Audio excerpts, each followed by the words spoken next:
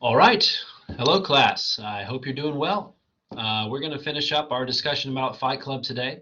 Hopefully, you've gotten through the book and you're still reeling from the numerous surprises that have befallen you.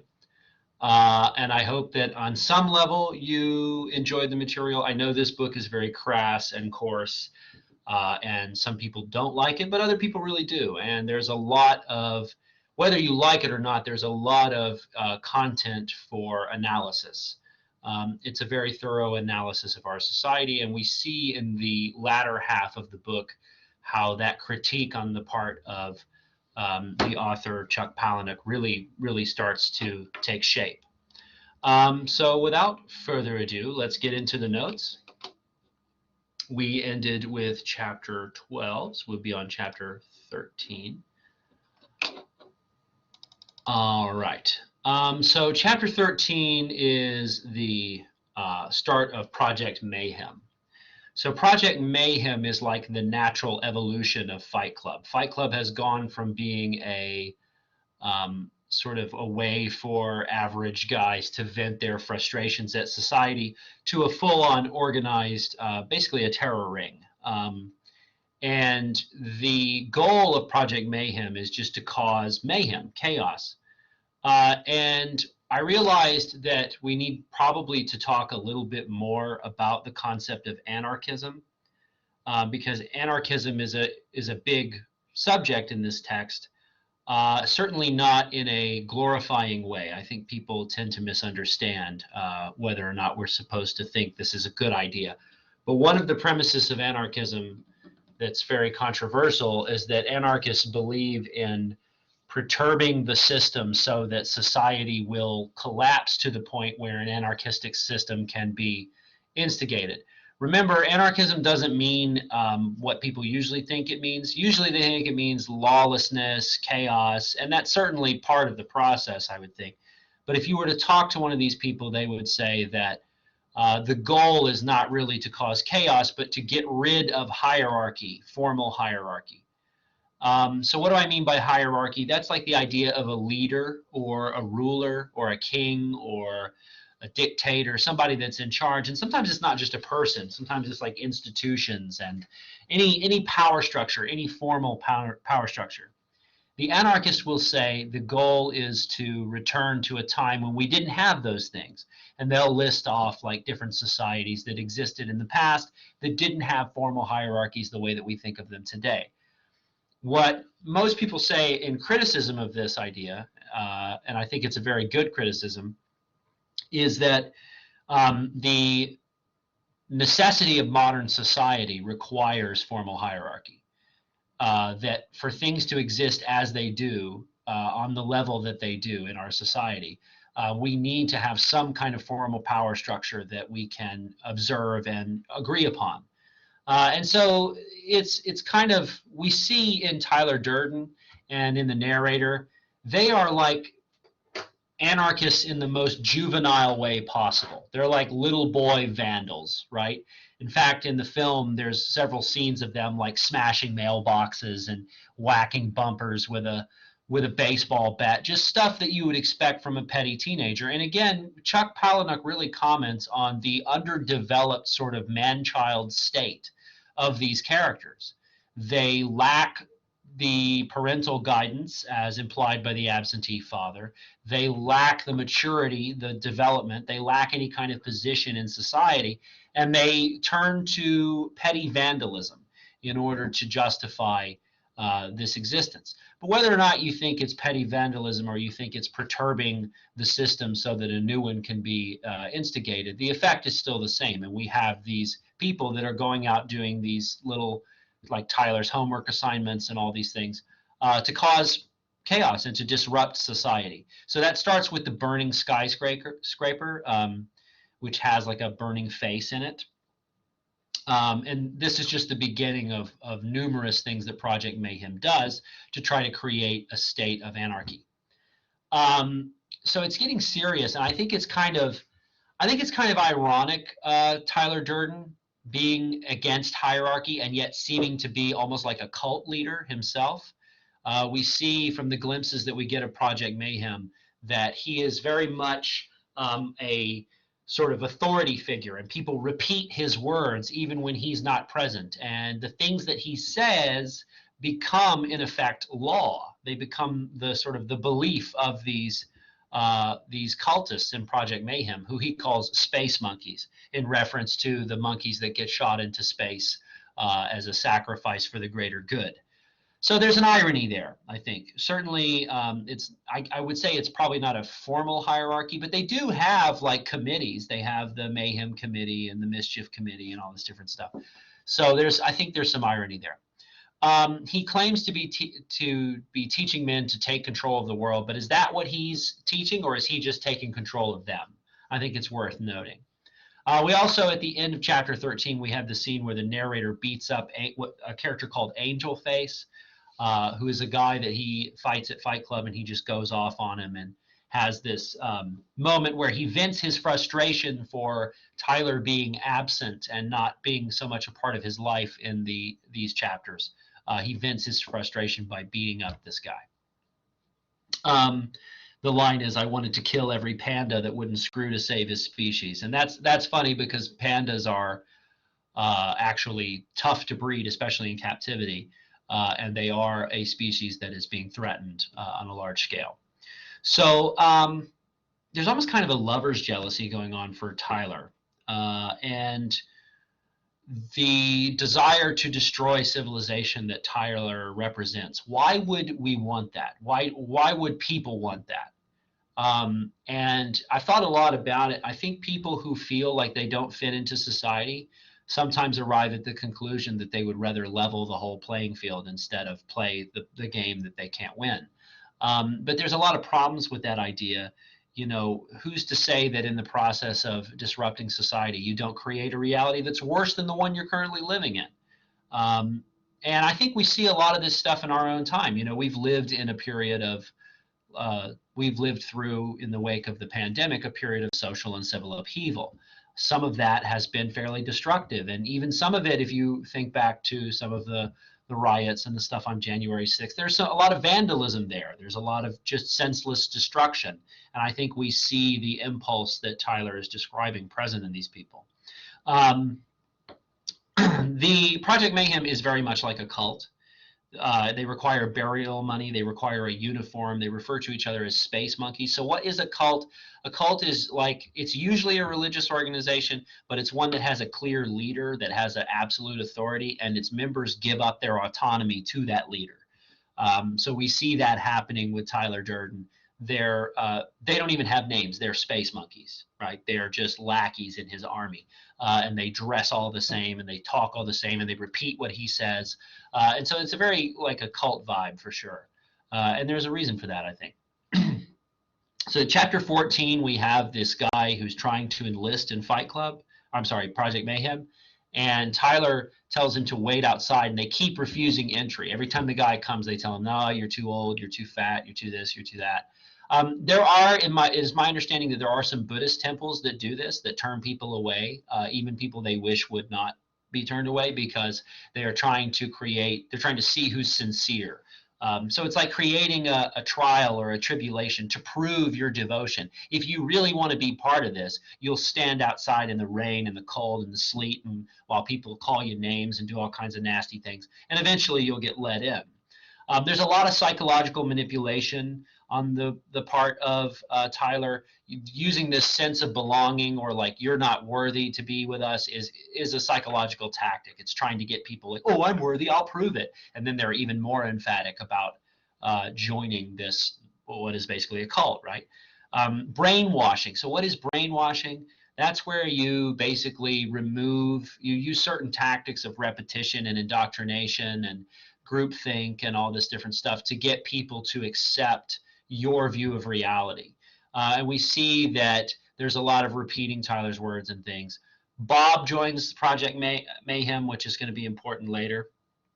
And as a institution, Project Mayhem is very militaristic and almost fascist in essence, because of Tyler's absolute authority. Fascism is a political view that basically says that a certain type of person will be valued as an authority. The authority will be absolute, and if you do not fit the model of that type of person, you don't really belong. So Tyler is setting up a fascistic model of his perfect view of a human being, and he's forcing them all to conform to it through indoctrination, through ideology, and through military force and that sort of thing. So Marla shows up several times, and there's bodies in the flower beds and stuff, and he's trying not to get her to see. He's also never mentioning Tyler around her, which is weird because Tyler and her have a relationship. So why is he worried about mentioning her? There are lots of things in the novel that further the unreliable narrator trope, and that's one of them. Why is he being so careful when Tyler and Marla already know each other? All of the Project Mayhem members have Tyler's kiss, which is that lie burn on their hand. And that's like a rite of passage or like an initiation. You think of like a fraternity initiation, you got to drink the goldfish or whatever, do something crazy. And so that symbol, again, it furthers the whole like sort of religious cult or that kind of thing, members only club.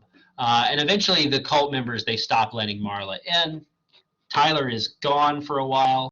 He's building an army apparently, but no one knows where he is, and he's flitting all over the place. And this chapter 14 ends with a human jawbone in the garden, which there's a theme of fragmented self, or like pieces of the body or pieces of the self, that continues throughout the whole text.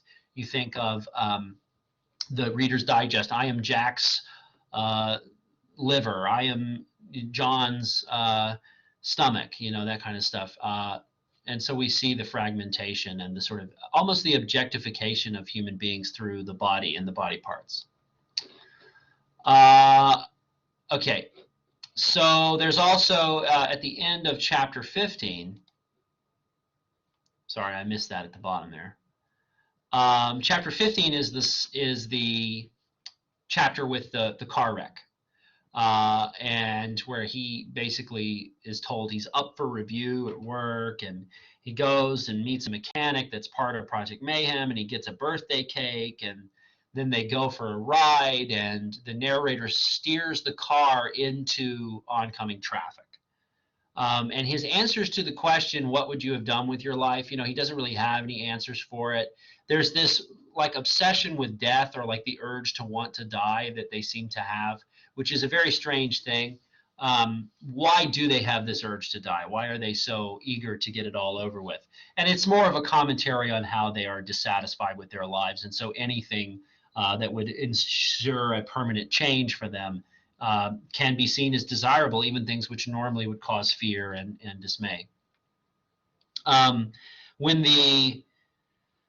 When the car wrecks, the birthday cake goes all over the car. Is there something we can interpret from that? Maybe the cake represents something like Tyler's, the narrator's relationship with Tyler that's been destroyed, or Tyler destroying his life or something. It's very strange. He refers to it nevertheless as a near-life experience, which is ironic, of course, because it's really a near-death experience.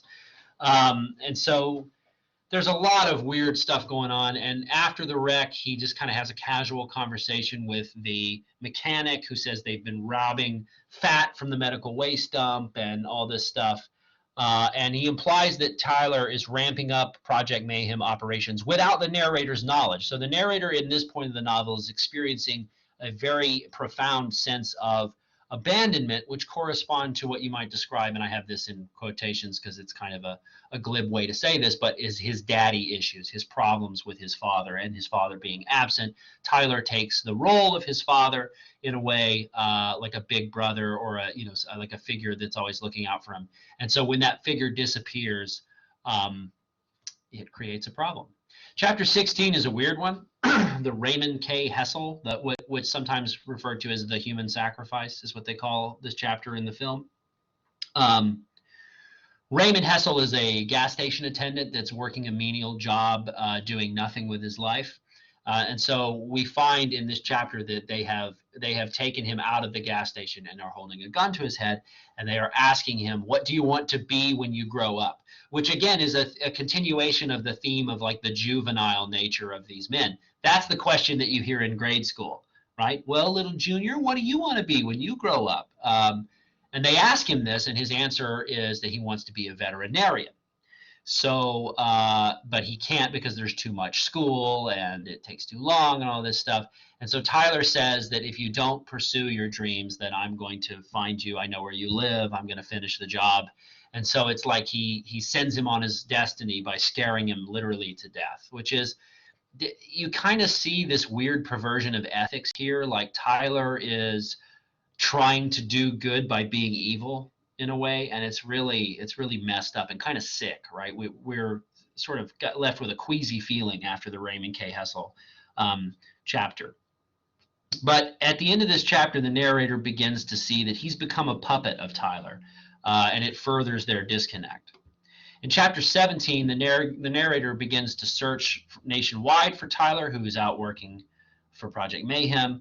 And he starts to encounter these really creepy scenarios where the people he meets are calling him sir and saying, it's all going according to plan and you're becoming a legend, man. And why are they saying this to him, especially in places that he's never been, people that he's never met? And he has this weird like feeling of deja vu, like maybe he has been to some of these places and he doesn't really realize it. And at the end of this chapter, and this is probably where, if you hadn't read ahead or spoiled it or seen the film before, this is probably where you dropped the book on the floor, because it turns out at the end of this chapter, he calls Marla to ask if they've ever had intercourse. And that's when he discovers, based on her reply, that he is, in fact, Tyler Durden. The narrator and Tyler Durden are the same character. And there have always been clues, right? I know this because Tyler knows this, right? Parallels in their life, lost gaps of time where he could have been another person. But you didn't really, most people don't really see it coming until this moment, unless they're very, very observant. So if you figured it out beforehand, good for you. But this theme of the split personality is a further fragmentation of self. Not only are you broken down in your body parts, but you're broken down in terms of your mental identity, who you think you are. Sometimes you think you're one way, sometimes you think you're another way. We are all fragmented in this way. It's just this extreme exaggeration in the form of mental illness that really shows that fragmentation on a very profound level. So what does this mean? What does this mean for the narrator? What comes next? Obviously, he has to confront Tyler. So he encounters Tyler. He's in shock that Tyler is his own creation. Tyler says that they need to crack down on the police. He accuses him of talking about Tyler with Marla, and now we understand why he wasn't supposed to mention him to Marla, because they're the same person. Tyler tells him, he like fills him in on everything he's been doing and says, I've been opening up Project Mayhems all over the country. Every time you fall asleep, I go and do what I have to do. And he begins to accept that they share the same body. This chapter ends off with the scene of like where they threaten basically to castrate the Seattle police chief, which is continuing the themes of emasculation, losing your manhood, right? In this case, literally, and the fragmented self, right? The pieces of you that you value. The narrator realizes that he knows what Tyler knows, and that Tyler takes over when he sleeps. He realizes Tyler's a hallucination, and they have a conflict where they say, well, we'll see who wins this, and then Tyler disappears. So it kind of is the apex, like the climax of the conflict is really starting to take hold. In chapter 19, he feels like Tyler's probably going after Marla, so he runs home to find her. And while he's there, he like looks at the fridge and thinks that it might be full of bodies. And so we don't know, like, is he remembering because Tyler knows, or is he confused now? Is he making up memories? The unreliable narrator trope is a real complication for reading this stuff, because you don't know. You are left as the reader to view the insane ramblings of this person who is not stable and who does not have a fluidity or organization of thought, and you're trying to figure out what's real and what isn't, right?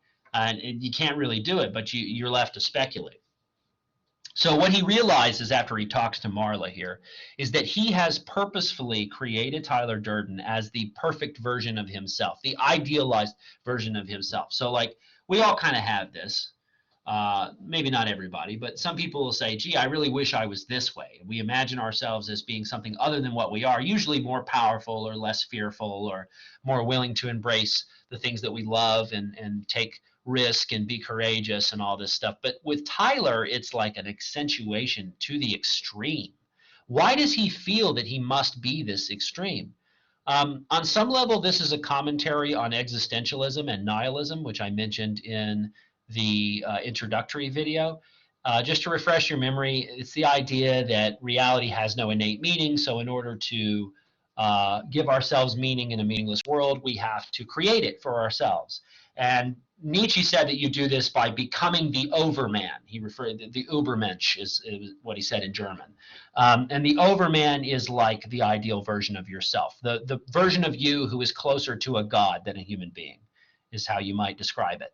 So is Tyler the narrator's overman? Is he the Übermensch for the narrator? And if so, is this some kind of weird commentary on the idea of the Übermensch and the problems that it poses? What if the ideal version of yourself is a crazy iteration? Like, what if you come up with an ideal that is dangerous or destructive? Is it still a good idea to become an overman and be a creator of new values, as Nietzsche says? Maybe not. Maybe this is a criticism of existentialism on some level. I think it's interesting to speculate. Chapter 20 is the death of Big Bob. His name was Robert Paulson.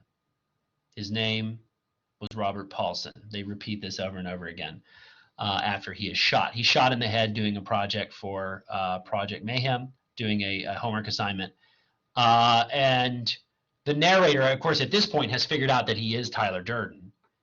And so he's trying to like, he's like Victor Frankenstein. He's trying to rein in the monster.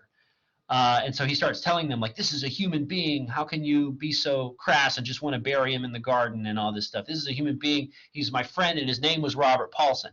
And we see that when he says this, even though it goes against everything he's already said, they like reorient and rewire their understanding to make what he says true. So this is the danger of a cult leader, right? Because whatever they dictate, even if it's a contradiction, if you give up your ability to judge for yourself, then contradiction doesn't matter. You can make all kinds of contradictions and people will just accept it. And we do see this in situations like this, cult leaders and things like that, where people become fixated on a person as the ideal individual. Big Bob, if you've ever seen the film, and I do recommend the film, although the book is a little bit more crass and a bit more, it's actually a little bit heavier. The film is really good. And in the film, Robert Paulson Big Bob is played by a musician named Meatloaf, who unfortunately within the past year or so, Meatloaf passed away. And so my friends, of course, sent me the article that said Meatloaf has passed away, and you can guess what my response was. His name was Robert Paulson, right? So yeah, and then this idea of like in death you get a name, and you know, again, this obsession, this fixation on death. Why do they love death so much? Why does Marla love death so much? Why does Marla work in a morgue? Why does she like gets excited at the prospect? It's a very strange idea, you know, the way that this text deals with death, the way that this text entwines sexuality and death is really weird. Starting off with that first chapter where they refer to orgasm as la petite mort, or the little death, which is weird. Yeah, I'm not exactly sure what's going on there, other than they are just so dissatisfied that it seems like an improvement. And that you gain some kind of status once you die, and some kind of like notoriety, like Achilles, you know, with the constellation in the sky, being remembered by all generations of human beings. That's what you really want. Your life in the present time doesn't matter. And he realizes at the end of this that the indoctrination of Tyler on these people's minds is so thorough that he has no control over it. He cannot stop what Tyler has set in motion. The members of Project Mayhem have been trained to go against him if he tries, right? He realizes also that they're everywhere. When the bus man lets them ride for free, and then we think about the Denny's guy later who lets them eat for free. These guys are all over. The entire society has been taken over by Project Mayhem while he was sleepwalking, basically. Chapter 21. The narrator realizes that while he was Tyler, he must have murdered his boss. He tries to hand himself in, and it turns out the police are in with Project Mayhem, and some of the members of Project Mayhem are police officers, and they try to castrate him, to literally remove his masculinity in a physical sense. And of course, he loses consciousness after going to his happy place in Ireland. So there's more of the cave and the power animal and the sort of distraction stuff that Tyler was so avidly against. And then in chapter 22, we're trying to protect Marla. They end up going back to the support groups, and Marla outs him for not having cancer and offends everyone. And she claims that she saw the narrator shoot a man at the Pressman Hotel. The man that he shoots is an enemy of Project Mayhem named Patrick Madden, who in 23 he remembers that he's done this. And he realizes that the whole reason he really created Tyler was to woo Marla, to impress Marla. So this all has to do on some level about the male's sense of inadequacy in the face of the female presence. Specifically the female presence as it is entering traditionally male spaces. As we saw with Remaining Men Together, she shows up at that. She has no reason to be there, but she's intruding on. So if you think about this, I think I mentioned this last time, but the workforce prior to 1950 or so is considered a traditionally masculine space. And then from that time on, you have a lot more women entering the workforce, and there's an anxiety that's created. And in order to distinguish themselves, because if society thinks of men as the provider, then if women become providers, it means that men as provider is no longer a definition of man, right? It could be women are providers, or whatever. So in order then to define yourself as separate, you have to do these extreme things to distinguish yourself, and these extreme, like hyper-masculine, this is what a man is, this embracing of violence and hypermasculinity and destruction and all of this stuff. And that's what women will never be in the mind of the people who believe this. It's kind of true. I have seen some stories that suggest, some studies that suggest that when societies bring the genders on a more equal plane, that this psychologically does happen, that men then try to start defining themselves in different ways. They join a jiu-jitsu group, or they start hunting bears or something like that. It's hard to say, but it's an interesting idea, right? The fact that Marla's presence in the traditionally masculine space made him feel inadequate, and so he needed to act out by creating this extreme and inevitably very destructive character in his own mind. So in chapter 24, we're back at the beginning. Now, the weird thing with shooting Patrick Madden and all that stuff, that's a weird sojourn, and then you get like the support group people involved. And in chapter 24, we find ourselves in the same place we found ourselves in chapter 1, which is at the top of the skyscraper with Tyler Durden. And Tyler says, the last thing we have to do is your martyrdom thing. Now, a martyr is someone who dies for a cause. So the implication here is that this is going to be the narrator's death, right? And there's a terroristic plot and bombs involved, and it's really messed up. And so the book and the film have very different endings. The book ends in kind of this weird way, where Marla shows up with all the people from the support groups, and they like talk him down off the ledge sort of thing. And then, so in the film,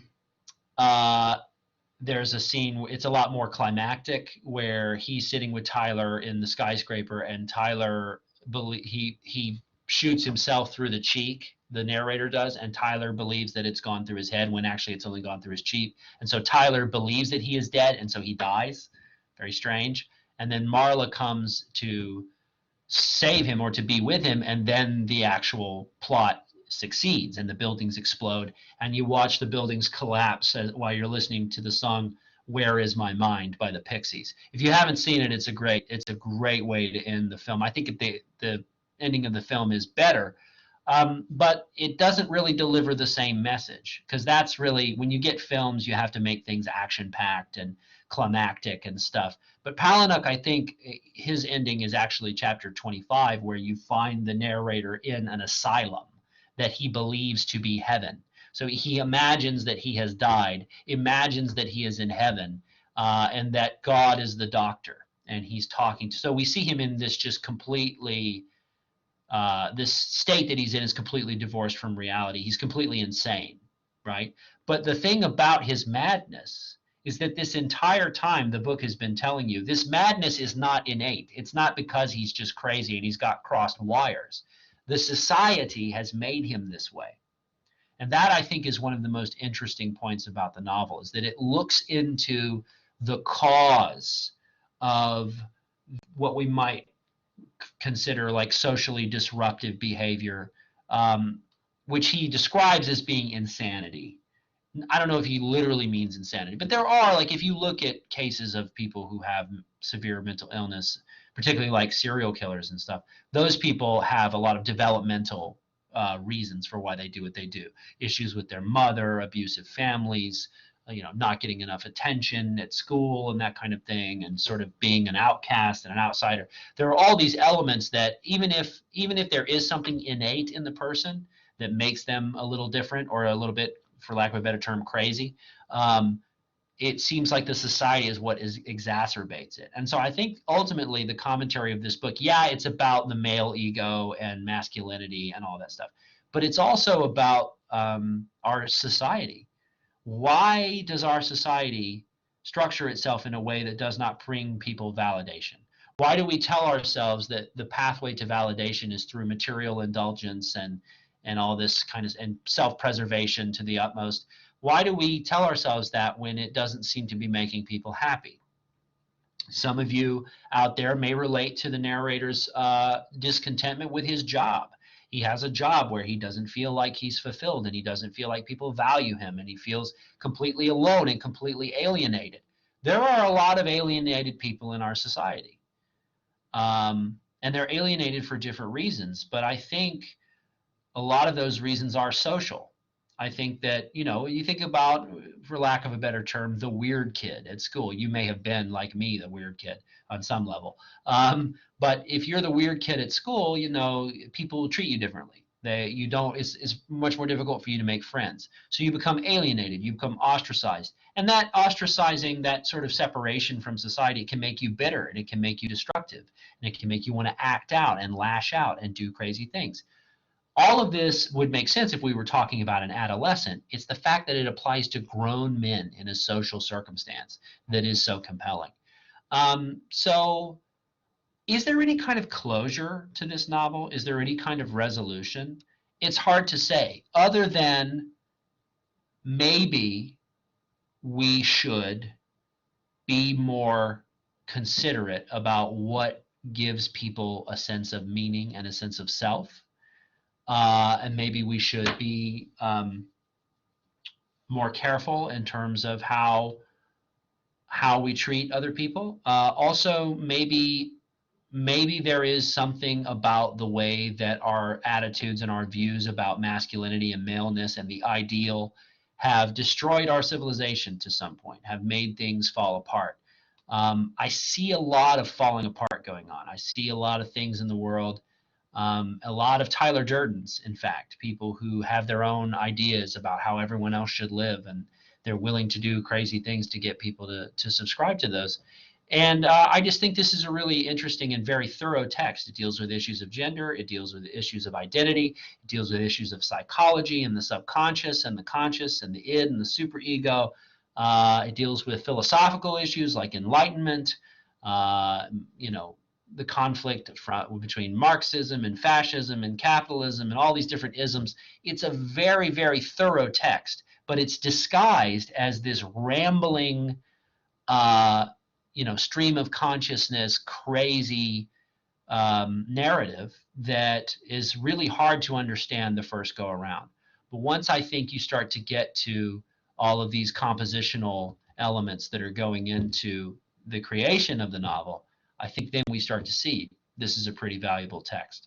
So whether or not you liked it, whether or not you were disturbed by it, I hope you can at least see how even something that is strange and disturbing and strangely put together, really disorganized, discombobulated, there can be a lot of meaning there. Maybe that's the point. And that's really the idea behind the postmodern thinking, is that, yeah, maybe this is weird and wrong and not how we're supposed to do things, but what do you get from that? What am I trying to say by doing things this way? Okay, so that concludes the lecture for Fight Club. We're going to read this in tandem with V for Vendetta, which is another text that deals with the issue, strangely, of anarchism, but in a very different way. And I like to talk about how these two texts converse on some level because I think they do. So if you have any questions about what's going on or what's to be expected, please shoot me an email. Otherwise, I hope you have an excellent week and enjoy the time you have out of class.